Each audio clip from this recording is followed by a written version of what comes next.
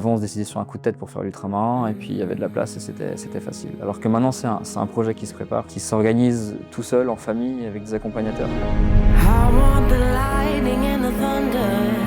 I want the sun in both my eyes. He made a promise to the vultures. He took a hit and said... Quand tu te mets au départ de la ligne, s'il y a des gens qui pleurent sur la ligne de départ, bah, c'est pas pour rien. Il y a quelque chose en plus. Tu sais que tu vas chercher un supplément d'âme sur cette course-là. Out of time. Ooh, no time.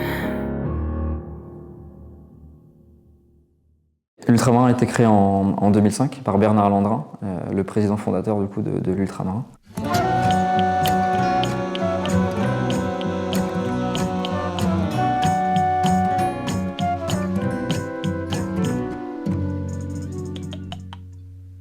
Pour la petite histoire, en 2003, j'ai fait le Grand Raid de la Réunion avec Bernard Landrin, le fondateur, qui a abandonné au bout de la première côte.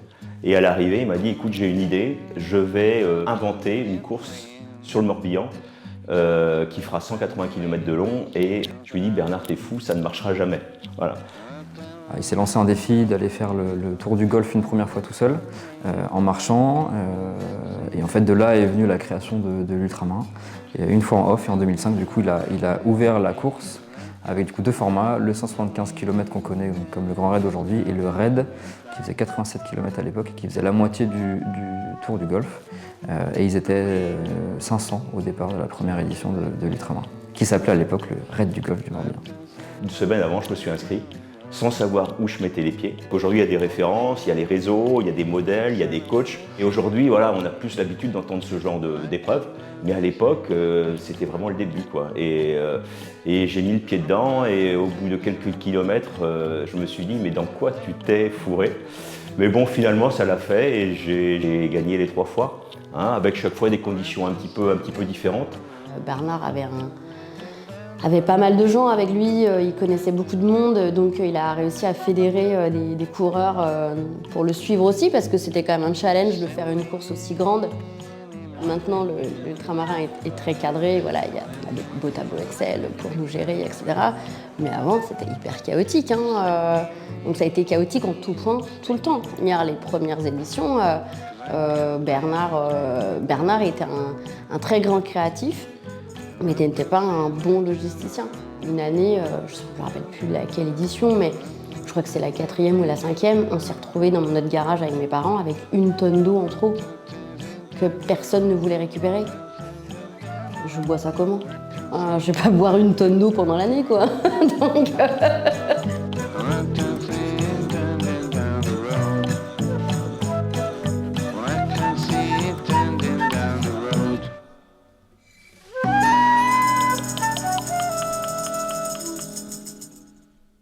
À l'instar des trails en montagne, nous on n'a pas du tout de dénivelé, mais par contre on court en bord de mer. À une époque où il y avait peu de courses en bord de mer, comme l'Ultramarin. Et en fait le Golfe est hyper particulier, on a la légende qui raconte qu'il y a autant d'îles que de jours dans l'année dans le Golfe. Et en fait c'est un cadre qui est assez magique. Et du coup je pense que c'est proposer autre chose aux coureurs. Et quand Bernard a créé la course étant du coin, il s'est dit que c'était formidable d'aller faire un ultra qui cassait un petit peu les codes de ce qu'on pouvait avoir au moment de la création d'un UTMB ou d'une autre course de montagne.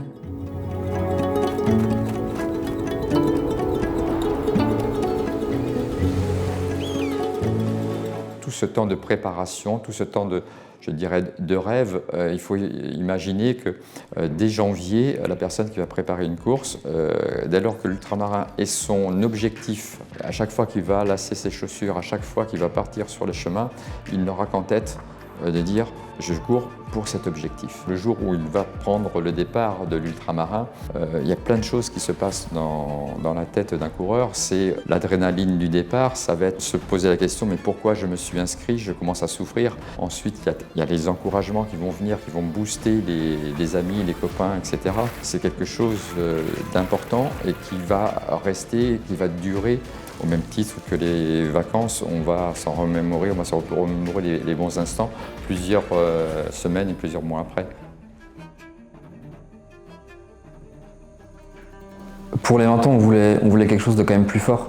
C'est-à-dire que ça reste une édition particulière, ça reste un anniversaire. Donc sur le vendredi soir, on s'est dit le Grand Raid, c'est toujours l'endroit où il y a le plus de monde pendant le week-end.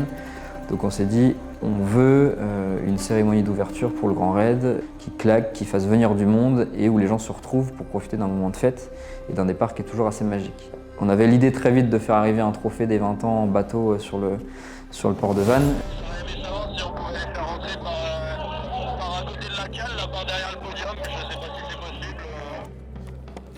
Ouais. Hop, comme ça. Et le trophée.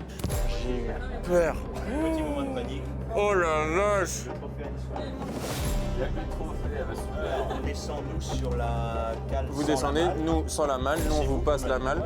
Côté, donc là vous avez tous les coureurs devant vous, vainqueur Grand Raid comme ça, et après vous le posez, hop, vainqueur Grand Raid. On a été contacté très rapidement par des élèves de Saint-Cyr-Couët-Quidan, donc des militaires qui souhaitaient faire un saut en parachute en tandem avec des blessés de guerre sur le moment de ce départ-là, du Grand Raid. Et en fait, ça avait un sens d'aller mettre en avant des blessés de guerre qui après prenaient le départ des courses de l'ultramarin. Deuxième sauté.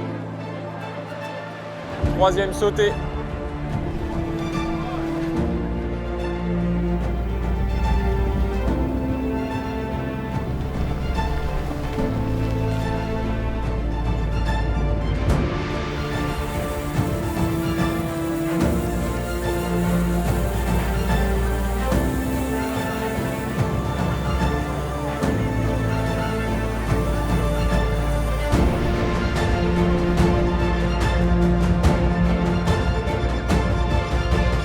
On savait pertinemment qui devait faire quoi, à quelle heure, quel timing. Je pense potentiellement à toute la préparation au niveau de la compagnie des ports, au niveau également avec les fusées marins. Donc on a eu plusieurs réunions de briefing, toujours été très transparent, tout s'est toujours super bien déroulé, donc c'était vraiment très très plaisant. Non, franchement, une grande fierté d'avoir pu organiser cette cérémonie de départ. Pour moi, l'ultramarin, c'est comme signe de beaucoup d'émotions et beaucoup de moments de plaisir. Et donc, tout ce que je peux faire pour la promotion de l'ultramarin, je le ferai. C'est un honneur et puis voilà, ça rappelle des souvenirs. C'est une délicate attention. Hein. En 2025, sur l'ultramarin, on avait 7 courses au programme, donc le Grand Raid 175 km, le Grand Relais 175 km à faire à 4, le Raid de 100 km, on avait le Réveil des Ducs 70 km, l'Arvor 56 km, la Ronde des Douaniers 34 km et la Vénette 29 km. Là, l'ultramarin, la force, c'est que finalement, il y a tous les formats de course. C'est un peu ce que je dis à ma fille. J'ai dit, écoutez, prochaine, si tu veux, rendez-vous sur le 56. Et je lui ai dit 70 dans 2 ans, le 100, le 175. Bon, on va y aller doucement. Allez! Le vainqueur du 170, 3 points. Voilà, c'est aussi une belle organisation pour permettre aux coureurs de progresser.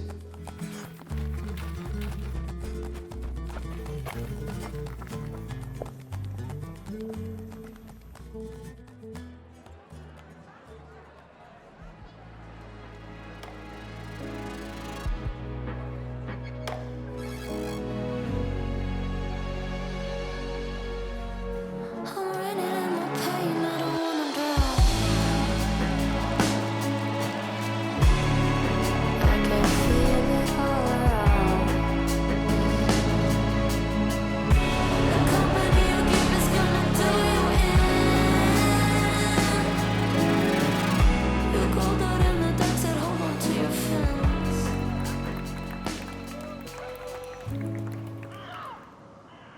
À l'époque, la première épreuve partait de Locmaria-Caire, passait par Vannes et finissait à Port-Navalo. Il n'y avait pas la traversée en bateau. C'était vraiment le tour plein du golfe, quoi. Il y a eu cette idée de traverser l'embouchure du golfe du Morbihan en semi-rigide.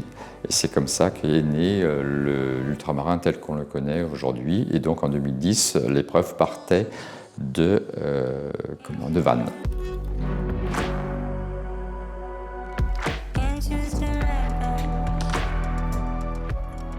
On est parti de Vannes et qu'on a eu le passage maritime, c'est ce qui a donné une forte identité à la course. À ce niveau-là, l'ultramarin est le seul événement à prendre des semi-rigides pour pouvoir passer d'un point A à un point B.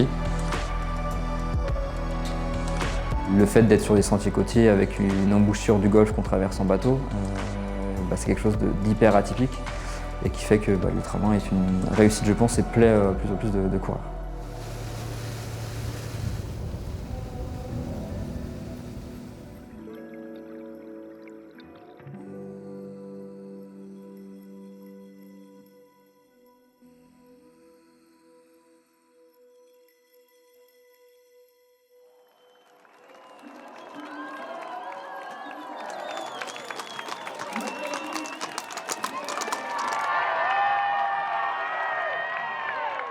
Le Réveil des Ducs l'année dernière pour la première édition avait vraiment passé un cap où c'était la première fois où on mettait une animation sur un départ avec un petit spectacle.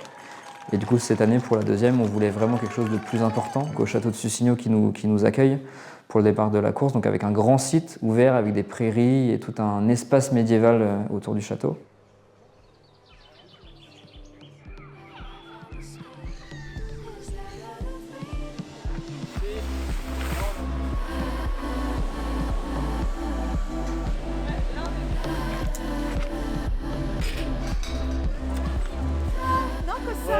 Parce qu'elle a peur qu'on ne voit pas. Une fois qu'il est gonflé.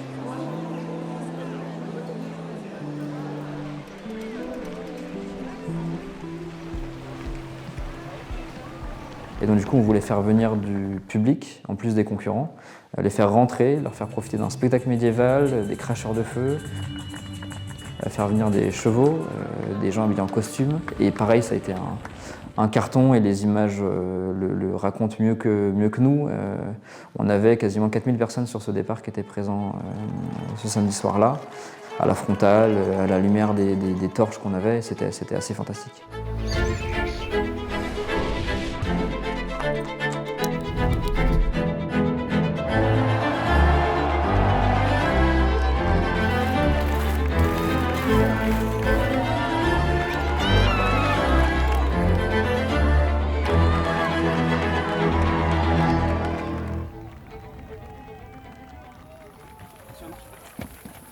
Je marche aussi. Un étage.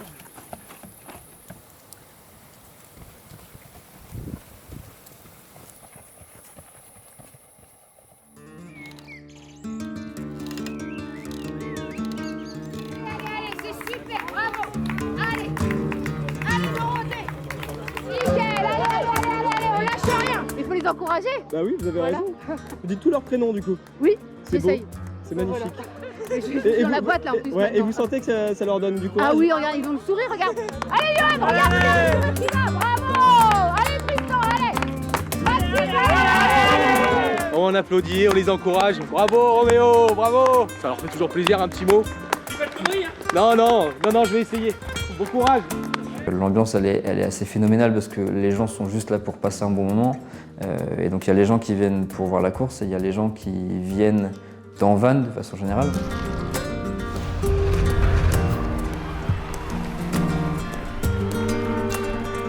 70 000 personnes qui sont venues sur le village. L'ambiance était folle, il a fait beau, donc les gens profitaient, restaient, s'asseyaient. On essaie de faire en sorte que les gens stationnent et restent sur cette esplanade-là du port de Vannes. On estime les retombées de l'événement à 4 millions d'euros. Nous, on voit bien les bars sont pleins, les restaurateurs font le plein et justement on travaille aussi de plus en plus avec ces bars-là où on a diffusé le live dans certains bars et on a mis des petites opérations en place en disant si vous alliez avec votre dossard vous présenter dans certains commerces, vous aviez une réduction ou quelque chose offert, etc. Ça avait du sens, que ce soit pour eux comme pour nous. On a façonné nos produits par rapport à la nature qu'on trouve ici, qu'on va retrouver, que les coureurs vont trouver autour du golfe. Le granit, la lande, le sable. On échange en permanence avec Clément et toute l'équipe. Ils sont satisfaits du partenariat. On va leur créer des produits et étendre leur image au travers des produits textiles, des goodies de droite et de gauche. Et puis eux, de notre côté, s'efforcent d'étendre aussi la notoriété de la marque au travers tous les supports qu'ils peuvent nous proposer. Maintenant que l'événement se développe, les marques aussi se déplacent, nos partenaires se déplacent Et ce qui fait qu'on a encore quelque chose à rajouter en plus à l'événement. Et dans l'expérience coureur, le village est ultra important parce que c'est le premier bout d'ultramarin qu'on a dans le week-end. Et donc c'est hyper important que les gens soient bien accueillis grâce à ce village-là sur Ultramarin. Des partenaires institutionnels qui sont toujours là, comme la Trinitaine. Je trouve ça hyper beau, quoi. D'avoir, il y a une fidélité avec l'ultramarin, il y a une fidélité des coureurs pour l'ultramarin, il y a une fidélité des bénévoles pour l'ultramarin, même si c'est compliqué à fidéliser un bénévole parce que c'est des temps qui sont très courts. Ça veut dire, moi sur le Bono, je gère des bénévoles, je gère une 50aine de bénévoles, mais c'est sur 2 jours. Et c'est qu'est-ce qu'on fait tout au long de l'année pour que ces gens-là, l'année prochaine, je les ai. L'événement, c'est plus qu'un événement sportif, c'est vraiment une aventure humaine. Je la vois par les relations avec les membres de l'équipe, mais également avec toute la partie bénévole. Quand on a des bénévoles qui viennent nous voir après l'événement, nous remercient, on reçoit des messages de remerciement, c'est assez fou. Pour nous, on fait juste notre travail. Et Emmanuel qui vont sur la ligne pour bloquer les gens, parce qu'il y a des gens sur le rebord. Je suis donc bénévole depuis 8 événements. Je faisais partie de la première équipe en 2005. Ça fait depuis la 3e année. J'ai intégré l'ultramarin en 2011, en juin 2011. On a commencé donc en 2005 ou 2006. On a la chance d'avoir quand même des bénévoles qui reviennent d'une année sur l'autre, beaucoup. Donc c'est aussi plus simple pour faire tourner tout ça. Un événement de cette ampleur sans bénévoles, ça n'existe pas. L'envie, en fait, elle est là tous les ans parce que l'équipe de l'ultramarin aussi nous met dans de très belles conditions, nous valorise aussi en tant que bénévoles. C'est tout au long de l'année, en fait, que l'ultramarin prend soin de nous et c'est pour ça aussi qu'on revient. On a beaucoup de retours des coureurs qui félicitent l'organisation et nous remercient nous aussi beaucoup les bénévoles. Ça fait plaisir, quoi.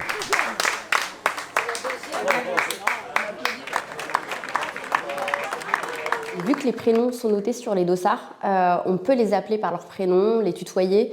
Et ça crée aussi du lien qui est hyper important pour eux. Ça les rebooste aussi de pouvoir avoir une discussion en dehors de leur famille ou de leur cercle proche. Bonne traversée, belle course. Moi, je filme beaucoup au Bono aussi pour mes bénévoles. Donc, j'ai revoir aussi des vidéos, des moments de partage entre mes bénévoles et les coureurs. C'est toujours un moment qui est toujours très très beau à voir. Et Gérard, on arrête de fouiller dans les poubelles. Ça va?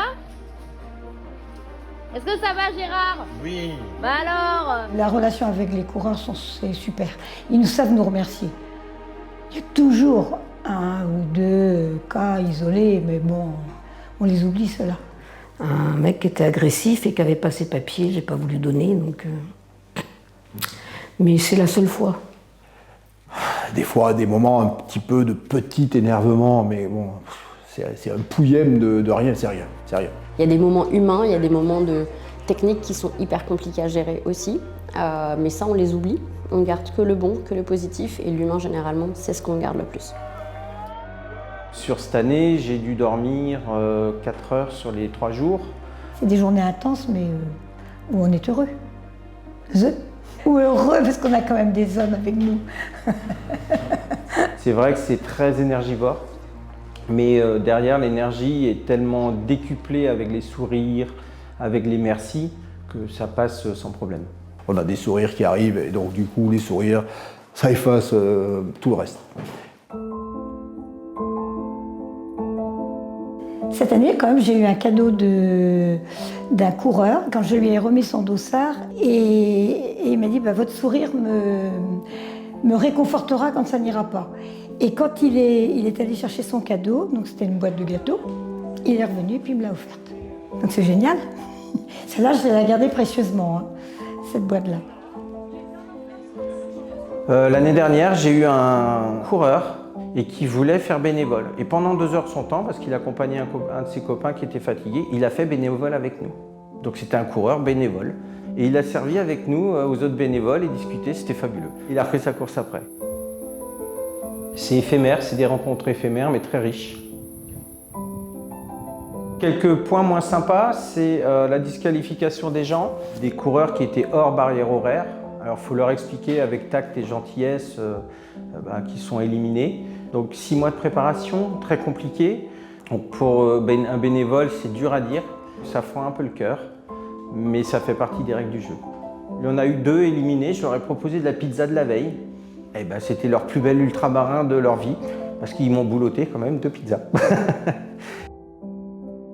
Tout le monde est en symbiose. C'est ça, c'est le mot, on est en symbiose. Ça tourne tout seul. Tout seul. J'ai toujours gardé la date de fin juin pour faire bénévole à l'ultramarin. Cette ambiance avec tous ces bénévoles, ces coureurs, mais pourquoi ne pas revenir tant que la santé me le permettra et que ma femme m'autorisera, parce que effectivement ça demande beaucoup de temps, mais elle est d'accord, Et ce que j'adore, c'est tout au long de l'année, le plaisir et le bonheur qu'on a de venir ici, de les croiser, toute cette bande de jeunes. J'ai la chair de poule de dire ça, et je le pense vraiment du fond du cœur.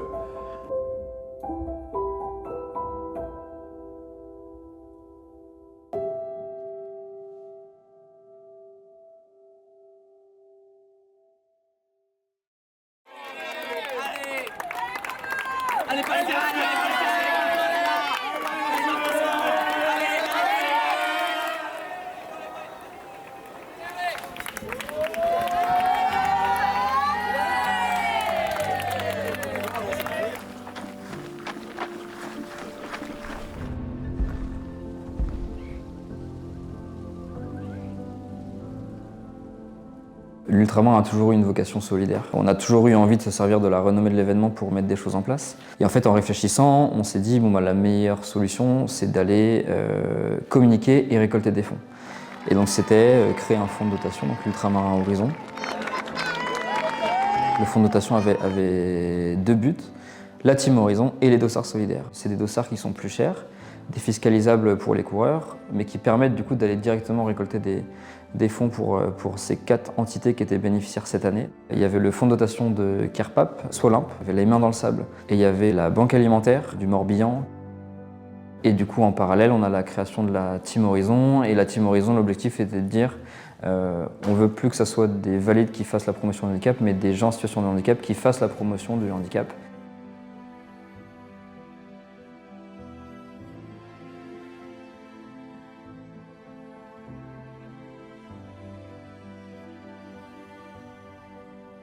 Des projets qui peuvent traiter de tous les sujets liés au handicap et à l'inclusion. En fait, l'idée, c'est qu'on développe ça dans les années à venir aussi et qu'on puisse accueillir tous les profils handicap psychologiques et physiques. Je suis Valentin Guillet et en fait, j'ai un handicap de naissance, je suis malvoyant. Et du coup, je cours le 100 km aujourd'hui de l'ultramarin, le raid. À partir du moment où il commencera à faire un peu nuit, là, je me sentirai moins à l'aise. Donc, je vais avoir 6 guides qui vont courir avec moi sur les 40 derniers kilomètres à peu près. Le fait que ce soit organisé et que je puisse courir avec des personnes de mon entourage, ça va vraiment m'aider. Et en plus, ça permet de porter le message du handicap sur la course. Donc, je trouve que c'est vraiment chouette.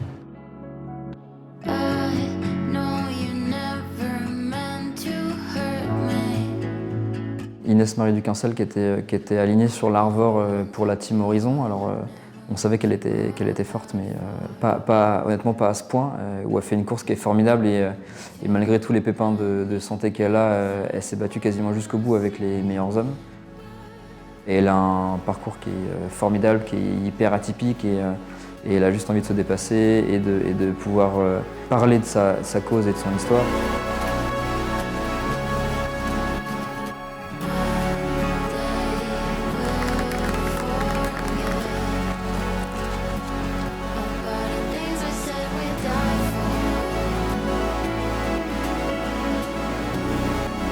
C'est vrai que les gens aujourd'hui sont de plus en plus touchés par le sport santé, au-delà du sport performance. L'ultramarin montre encore une fois que c'est possible et que c'est beau à voir et j'espère qu'un jour il y aura peut-être autant de personnes ayant tous des chemins atypiques et c'est justement dans cette diversité-là que ça amène la richesse au sport.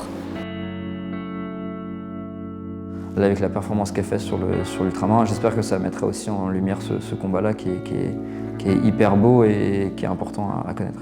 Inès Marie Duquincel, il y a 3 ans, elle était dans le coma. blessée gravement. Et aujourd'hui, elle va venir remporter cette course de l'Arvor, mais en plus prendre le 4e temps de ce classement scratch de l'Arvor 56. Rendez-vous compte, mais quelle victoire, mais quelle course d'Inès!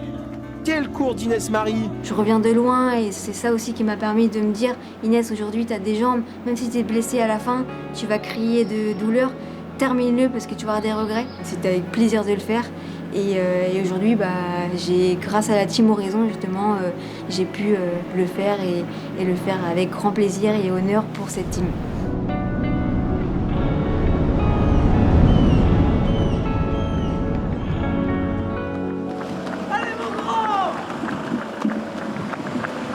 Les gens n'arrivent pas à comprendre que sur 15-18 heures de course, on ne s'ennuie pas. Et c'est vrai que celui qui ne court pas, qui n'a jamais essayé ça, mais le temps passe vite, quoi. Et la nuit, on pense à plein de choses. C'est des instants que je qualifierais vraiment de magiques et qu'on aime à partager. Ouais. On est hors du temps. On ne pense qu'à l'ultramarin. Il nous faut plusieurs jours pour atterrir. C'est avant tout une délivrance, on le voit à l'arrivée, c'est les pleurs, un plaisir, le retrouver la famille, aussi de la fierté bien entendu. C'est plein d'émotions qui se mélangent en même temps.